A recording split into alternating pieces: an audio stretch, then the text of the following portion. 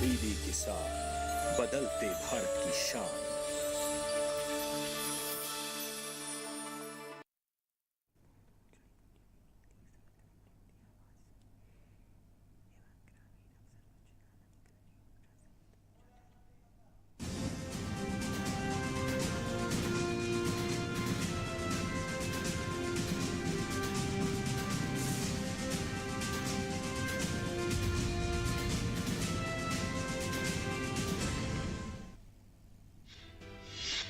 केंद्रीय गृह एवं सहकारिता मंत्री अमित शाह ने कहा कि ग्रामीण जल आपूर्ति संबंधी कार्यों के लिए पैक्स करेगा काम। 12 राज्यों केंद्र शासित प्रदेशों द्वारा सेवाएं देने के लिए 1381 पैक्स को किया गया है चिन्हित।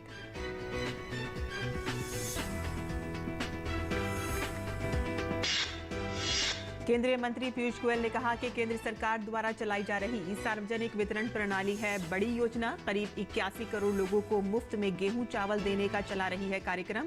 सार्वजनिक वितरण प्रणाली में राज्य सरकारें चाहे तो गेहूं चावल की जगह दे सकती हैं मोटे अनाज।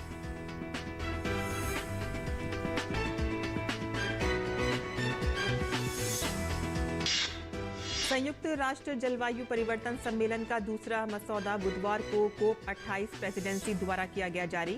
मसौदे में उचित, व्यवस्थित और निष्पक्ष तरीके से जीवाश्म ईंधन से दूर जाने का किया गया है आह्वान। पहली बार संयुक्त राष्ट्र जलवायु सम्मेलन में स्पष्ट रूप से जीवाश्म ईंधन से हटने की की गई है वकालत।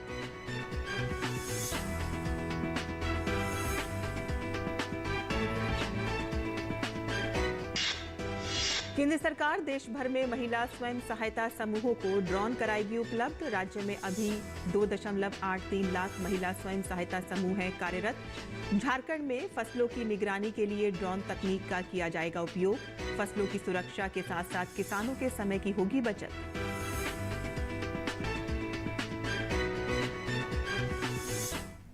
और अब समाचार विस्तार से। केंद्रीय गृह एवं सहकारिता मंत्री अमित शाह ने बुधवार को राज्यसभा में बताया कि ग्रामीण क्षेत्रों में पैक्स की पहुंच का उपयोग करने के लिए सहकारिता मंत्रालय की पहल पर जल शक्ति मंत्रालय ने ग्रामीण क्षेत्रों में पाइप जल आपूर्ति के संचालन और रखरखाव को पूरा करने के लिए पैक्स को पात्र एजेंसियों के रूप में बनाया है।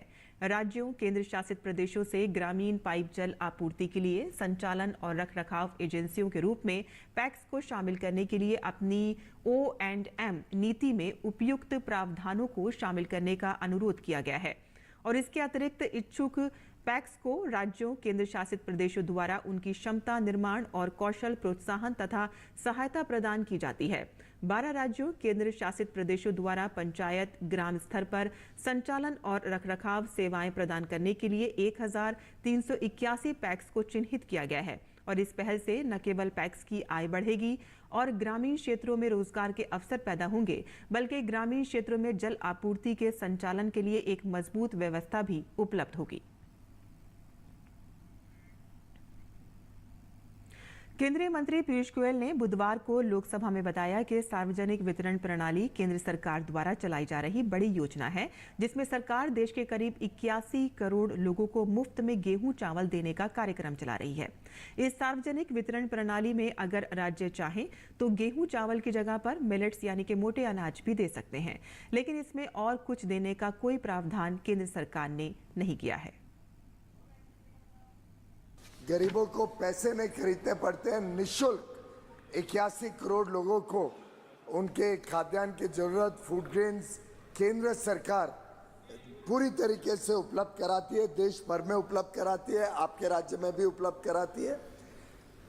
जहाँ तक और चीज़ें जोड़ने की बात है, स्वाभाविक रूप से 2 लाख करोड़ से अधिक जब केंद्र सरकार गरीबों की चिंता में खर्च कर रही है, तो उसके अलावा अगर कुछ और जोड़ने की इच्छा हो अलग अलग राज्यों को, तो राज्यों को पूरी छूट है। केंद्र सरकार का जहाँ तक सवाल है, हमने ये छूट दे रखी है कि अगर वो मोटा अनाज, श्रीअन्न, कोर्स ग्रेन या मिलेट्स अगर देना चाहे चावल और गेहूं के बदले, तो वो उसको स्वैप किया जा सकता है। तो उसको क्या राज्य सरकार खरीदे या FCI को ऑर्डर देके खरीदवाए और उसको स्वैप कर सकती है। लेकिन अन्य कोई पदार्थों को जोड़ने का आज की तारीख में ऐसा कोई प्रस्ताव ना केंद्र सरकार के सामने है और मेरे ख्याल से जो एक सामान्य जरूरतें हैं वो फूड ग्रेन के माध्यम से गरीबों की पूरी करी जा रही है। कोप 28 संयुक्त राष्ट्र जलवायु परिवर्तन सम्मेलन का दूसरा मसौदा बुधवार को कोप 28 प्रेसिडेंसी द्वारा जारी किया गया, जिसमें देशों से उचित, व्यवस्थित और निष्पक्ष तरीके से जीवाश्म ईंधन से दूर जाने का आह्वान किया गया है और साथ ही मसौदे में जलवायु परिवर्तन से उत्पन्न चुनौतियों का समाधान करने को भी कहा गया है। ये मसौदा अपने आप में ऐतिहासिक है क्योंकि ऐसा पहली बार है कि जब संयुक्त राष्ट्र जलवायु सम्मेलन में स्पष्ट रूप से जीवाश्म ईंधन से हटने की वकालत की गई है। और चलिए आपको बताते हैं कि कोप 28 के मसौदे में किन प्रमुख बिंदुओं पर जोर दिया गया है। बैरोकटॉक कोयला बिजली को कम करने के प्रयासों में तेजी लाना, जलवायु वित्त पर तत्काल ध्यान देने की आवश्यकता पर जोर देना, ऊर्जा प्रणालियों में जीवाश्म ईंधन से निष्पक्ष और संगठित तरीके से बदलाव, वैज्ञानिक सिफारिशों के अनुरूप 2050 तक लक्ष्य को हासिल करने के लिए प्रयासों को तेज करना और विकासशील देशों के लिए जलवायु वित्त अंतर से निपटना, व्यापक स्रोतों से जलवायु वित्त जुटाना और निम्न कार्बन उत्सर्जन में बदलाव का समर्थन करने के लिए नीतियों और विनियमों को सुदृढ़ करना, जीवाश्म ईंधन के लिए प्रभावी सब्सिडी को चरणबद्ध तरीके से समाप्त करना। ड्राफ्ट के ये सभी बिंदु जलवायु कार्रवाई के तत्काल आवश्यकता के संबंध में देशों के बीच बढ़ती आम सहमति को दर्शाता है। और केंद्रीय स्वास्थ्य मंत्री डॉक्टर मनसुख मांडविया ने प्रेस वार्ता कर महिला सशक्तिकरण के लिए केंद्र सरकार के प्रयासों पर चर्चा की। मनसुख मांडविया ने कहा कि महिला उद्यमों को 10 लाख से लेकर 1 करोड़ तक का लोन मिलता है। कोई महिला एंटरप्रेन्योर्स हो, स्टार्टअप करे और वो स्टैंड अप होना चाहते हैं, अपने क्षमता पर खड़ी होना चाहती है, 10 लाख से 1 करोड़ कि बैंक से सहाय मिले, उसके लिए भारत सरकार ने योजना चालू की। उसके लाभार्थी 80% महिलाएं हैं। मुद्रा योजना की हम बात करें तो मुद्रा योजना की 68% लाभार्थी महिलाएं हैं।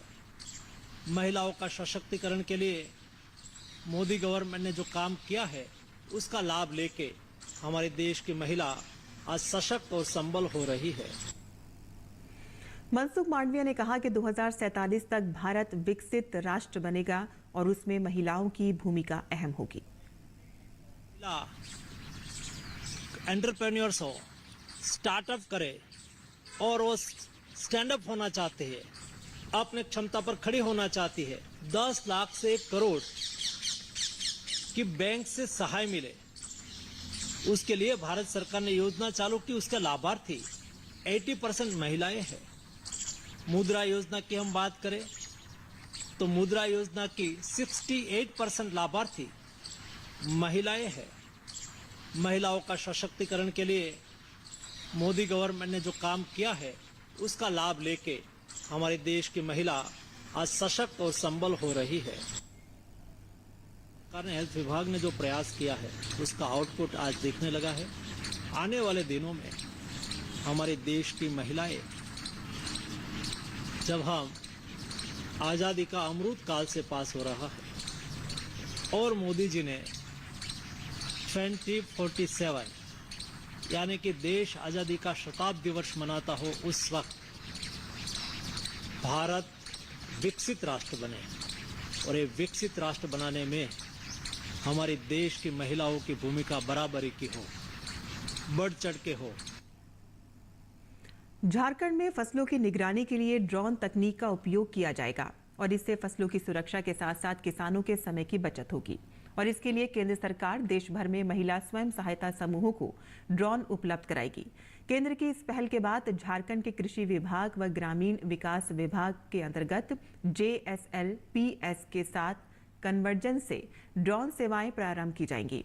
अधिकारियों ने बताया है कि राज्य में अभी 2.83 लाख महिला स्वयं सहायता समूह कार्यरत हैं और इनमें से कुछ को चयन किया गया है जो ड्रोन उपलब्ध कराने के लिए होगा। और इसके अलावा कृषि विभाग अंतर्गत स्वयं सेवा समूह व महिला किसानों को भी ड्रोन दिया जाएगा। ड्रोन कृषि में सकारात्मक बदलाव के लिए अत्यंत आवश्यक है। ड्रोन के जरिए फसल और पौधों की सुरक्षा की जाएगी। ड्रोन से फसलों और पौधों को बचाने के लिए दवा का छिड़काव और सर्वे का काम लिया जाएगा।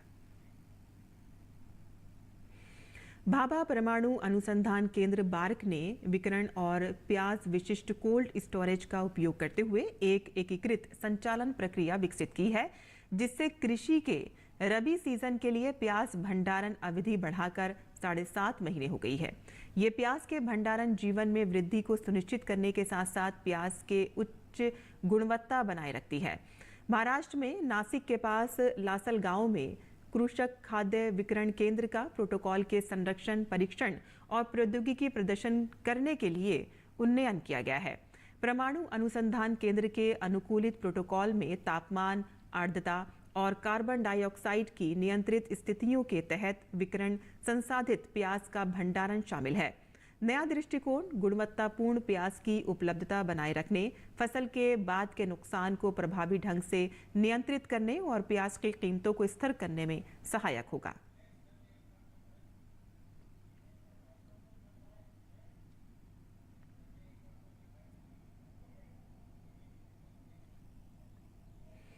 केंद्रीय गृह राज्य मंत्री निशित प्रामाणिक ने राज्यसभा में बताया है कि सरकार ने 15 फरवरी 2023 को केंद्रीय प्रायोजित योजना के रूप में वाइब्रेंट विलेज प्रोग्राम को अरुणाचल प्रदेश, हिमाचल प्रदेश, सिक्किम, उत्तराखंड राज्यों और केंद्र शासित प्रदेश लद्दाख में उत्तरी सीमा से सटे 19 जिलों के 46 प्रखंडों के चयनित गांवों के व्यापक विकास के लिए 4,800 करोड़ रुपए के वित्तीय परिव्यय के साथ मंजूरी दे दी है। और इस कार्यक्रम का उद्देश्य इन गांवों का व्यापक विकास करना है, ताकि लोगों के जीवन की गुणवत्ता में सुधार हो सके और इस प्रकार पलायन को रोका जा सके।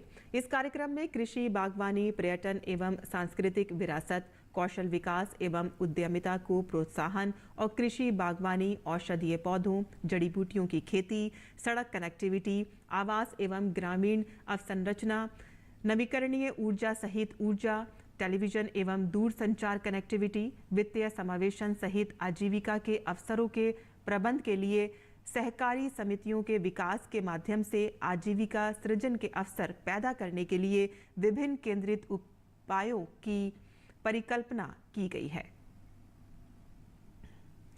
और आगे बढ़ते हैं, जहां संयुक्त अरब अमीरात के दुबई में आयोजित COP28 के दौरान भारत सरकार के जल शक्ति मंत्रालय के तहत राष्ट्रीय स्वच्छ गंगा मिशन के नेतृत्व में global river cities alliance GRCA की शुरुआत हुई। GRCA एक अनूठा गठबंधन है जो 11 देशों के 275 वैश्विक नदी शहरों, अंतर्राष्ट्रीय वित्त पोषण एजेंसियों और ज्ञान प्रबंधन भागीदारों को शामिल करता है। ये दुनिया में अपनी तरह का पहला गठबंधन है। GRCA का शुभारंभ नदी संरक्षण और सतत जल प्रबंधन की दिशा में वैश्विक प्रयासों में एक महत्वपूर्ण कदम का परिचायक है। वीडियो संदेश के माध्यम से GRCA के लॉन्च कार्यक्रम को संबोधित करते हुए केंद्रीय जल शक्ति मंत्री गजेंद्र सिंह शेखावत ने कहा कि 2021 में लॉन्च किए गए रिवर सिटीज अलायंस RCA के महत्व पर जोर दिया, ताकि नदी शहरों का सतत विकास किया जा सके।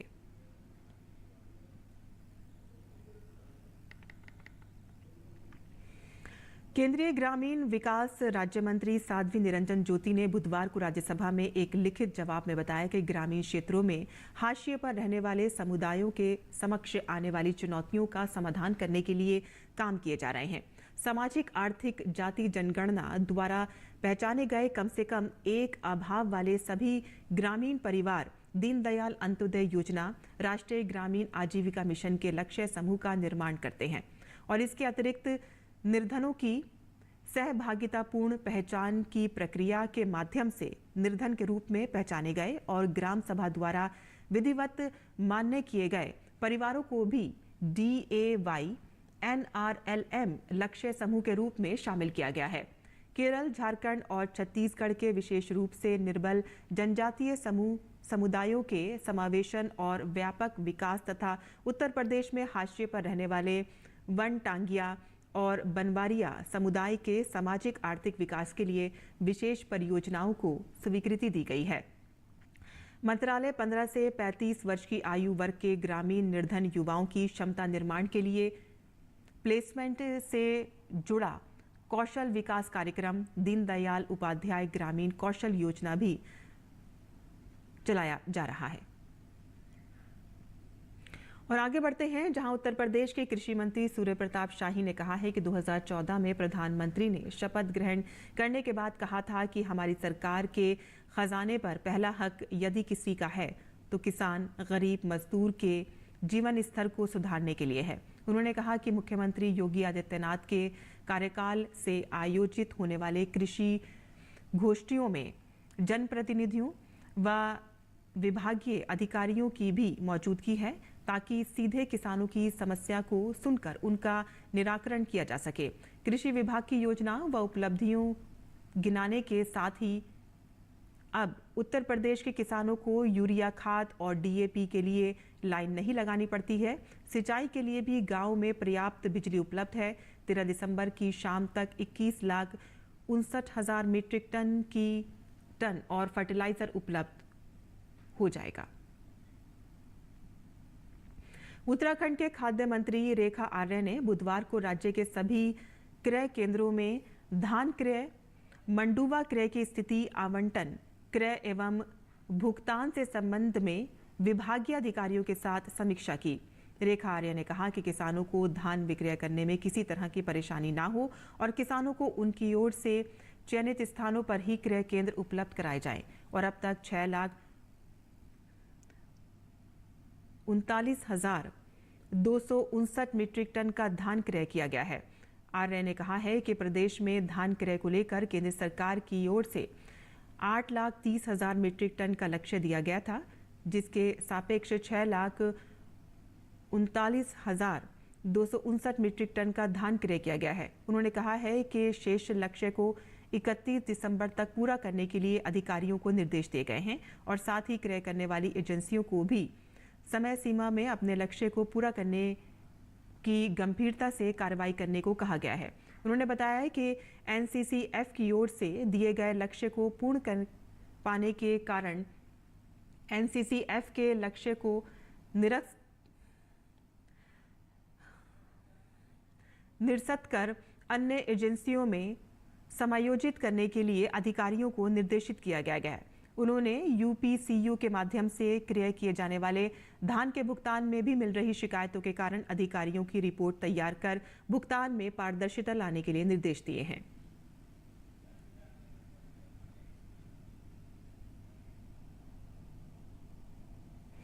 और केंद्र सरकार की योजनाओं की सूचना और लोगों तक उनके लाभ को पहुंचाने के मकसद से शुरू की गई विकसित भारत संकल्प यात्रा देश के कोने कोने में पहुंच रही है। और इसी क्रम में आईईसी वैन आगरा पहुंची और सरकारी योजनाओं से वंचित लोगों का पंजीकरण किया गया। विकसित भारत संकल्प यात्रा आगरा के शहरी और ग्रामीण इलाकों में पहुंच रही है। यात्रा के दौरान सरकार द्वारा संचालित विभिन्न योजनाओं का प्रचार प्रसार कर लोगों को जागरूक करने का काम तो किया ही जा रहा है, साथ ही योजनाओं से वंचित पात्रों को लाभ देने का कार्य भी किया जा रहा है। विकसित भारत संकल्प यात्रा जब संजय पैलेस स्थित विकास भवन पहुंची तो महापौर हेमलता दिवाकर ने स्वागत किया। सीडीओ ऑफिस पे खड़े हुए हैं संजय प्लेस में। विकसित भारत यात्रा का जो हमारा रथ है वो आज यहाँ पर है और यहाँ के हमारे जो निवासी हैं, हमारे पार्षदगण हैं, यहाँ की पब्लिक है, हमारे नगर निगम के कर्मचारी, सीडीओ ऑफिस के कर्मचारी, सब लोगों ने आज एक संकल्प लिया कि हमें अपने भारत को, अपने आगरा को और विकसित करना है। कार्यक्रम के दौरान केंद्र सरकार से जुड़ी योजनाओं का लाभ पात्र लाभार्थियों को देने के लिए शिविर का भी आयोजन किया गया, जिसमें आयुष्मान भारत योजना, आधार कार्ड, उज्ज्वला योजना, पीएम स्वनिधि योजना, पीएम किसान सम्मान निधि सहित विभिन्न योजनाओं के ऐसे पात्र लाभार्थियों का पंजीकरण किया गया जो अभी तक लाभ लेने से वंचित थे। लाभार्थियों ने पीएम मोदी का आभार जताया। अब बड़ी सुविधा है, गैस पर रोटी बना लेते हैं, मोदी जी को धन्यवाद। ये खाना भी बनाते हैं, मेरी आंखें भी धुआं भी लगता और अब सिलेंडर मुझे मिलेगा, खाना बहुत अच्छा है और योगी प्रधानी को धन्यवाद। मोदी जी ने जो चलाई है, जो कार्ड मेरा बन चुका है, ठीक है सर, उसके लिए बहुत बहुत धन्यवाद सर। विकसित भारत संकल्प यात्रा व्यापक स्तर पर पहुंच बनाने के साथ साथ नागरिकों को सशक्त बनाने के लिए इस उद्देश्य को प्राप्त करने की दिशा में एक महत्वपूर्ण कदम है। Bureau report, DD news. और विकसित भारत संकल्प यात्रा के दौरान जन कल्याणकारी योजनाओं की जानकारी तो दी ही जा रही है और साथ ही लोगों की समस्याओं का मौके पर ही निराकरण किया जा रहा है। कुछ ऐसी ही तस्वीर दिखी उत्तर प्रदेश के सुल्तानपुर में।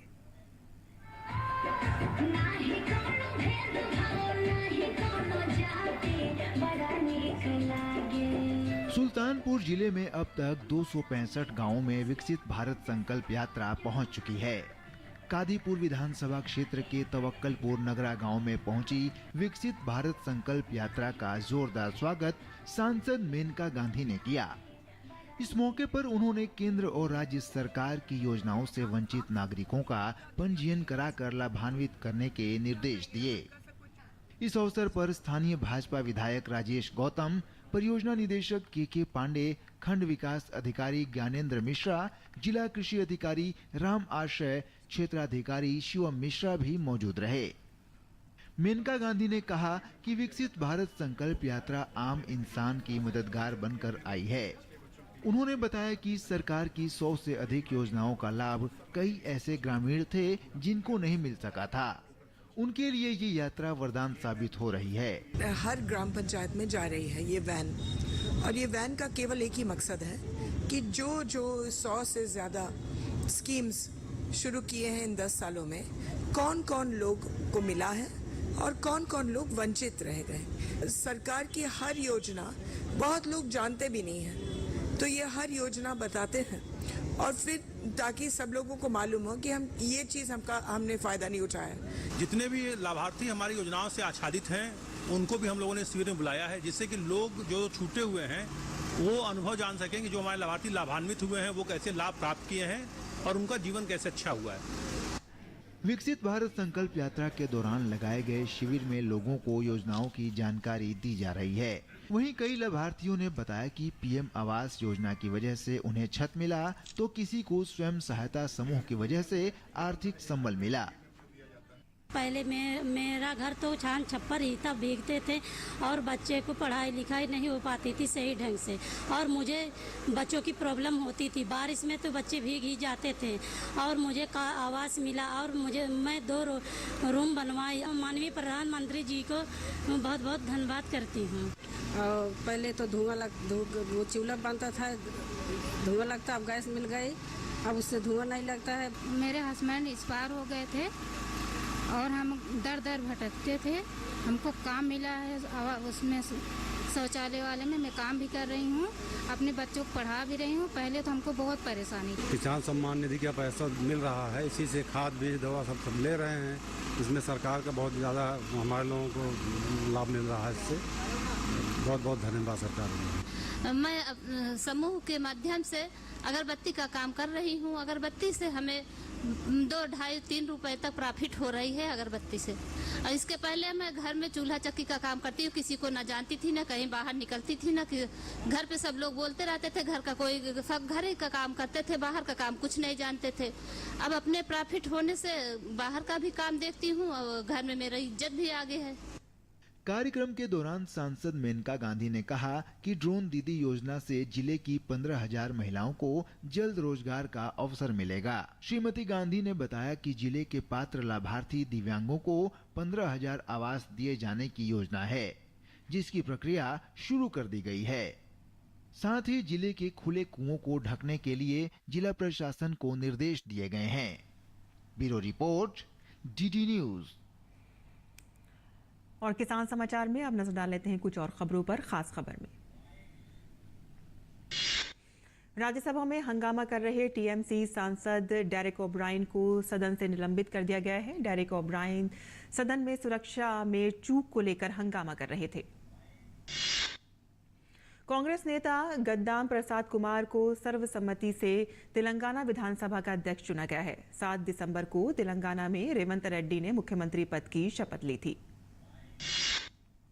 छत्तीसगढ़ के पूर्व मुख्यमंत्री भूपेश बघेल की पूर्व डिप्टी सेक्रेटरी सौम्या चौरसिया की जमानत याचिका सुप्रीम कोर्ट ने खारिज कर दी है।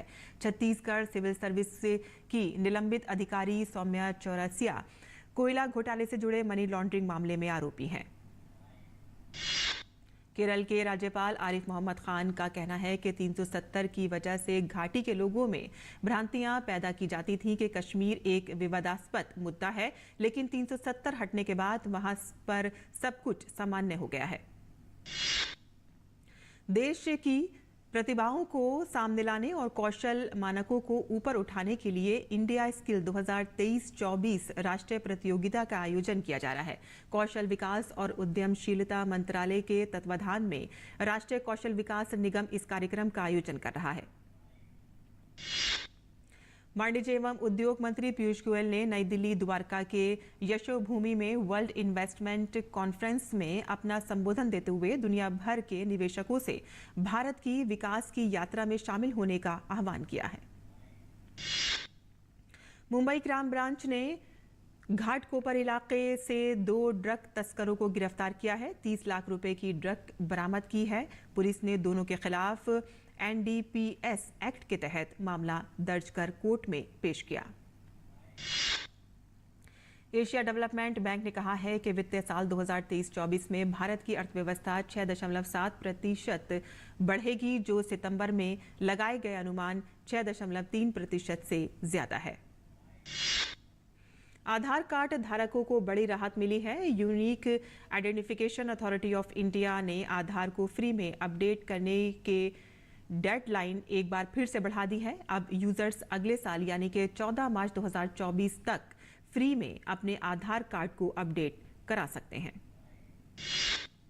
भारतीय सेना ने पूर्वी सिक्किम में ऊंचाई वाले इलाकों में फंसे 1217 से अधिक पर्यटकों को बचाया।